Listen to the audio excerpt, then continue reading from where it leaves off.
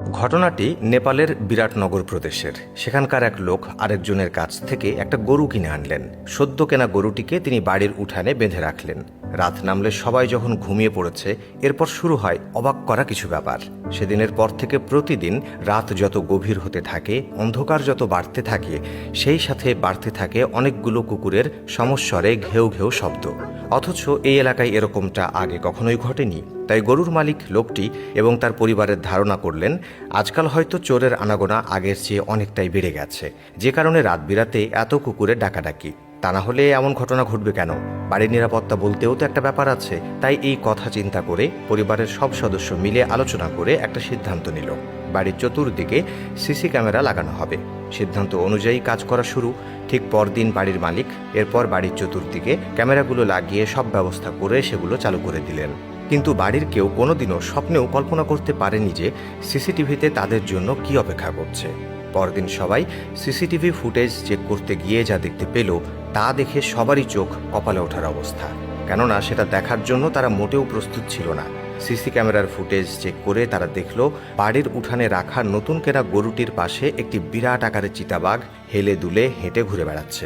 এরকম একটা ঘটনা নিজের বাড়ির উঠানে দেখলে যে কারুরই বা ক্রুদ্ধ হয়ে যাওয়ার কথা। বাড়ির সকলেও তেমনি হতবাক হয়ে গিয়েছিল।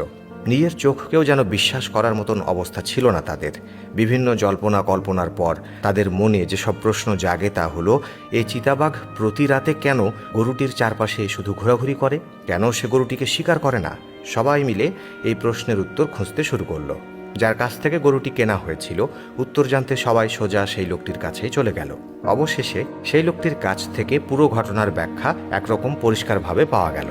মূল ব্যাপারটা হচ্ছে, এই চিতাবাঘটির জন্ম হওয়ার মাত্র কিছুদিন পরেই তার মা চিতাবাঘিনী কোনো এক কারণে হারায়। কোনোভাবে এই গরুটি তার খোঁজ পায় এবং নিজের কাছে রাখে। আর তারপর থেকেই চিতাবাঘটি এই গরুর দুধ খেয়ে এই পৃথিবীতে টিকে আছে। তাই চিতাবাঘটি তাকে পৃথিবীতে বাঁচিয়ে রাখা সেই দুধ মাকে কখনোই ভুলে যায়নি। সে বনে জঙ্গলে যেখানেই থাকুক না কেন, প্রতি রাতেই চলে আসে তার দুধমা অর্থাৎ সেই গরুটির সাথে দেখা করতে।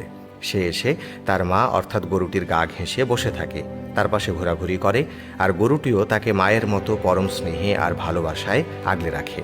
আপনি বাংলাদেশের কোন জেলা থেকে এই ভিডিওটি দেখছেন আমাদের কমেন্ট করে জানান। আমরা পরবর্তী ভিডিওতে আপনাকে ধন্যবাদ জানাতে ভুলব না।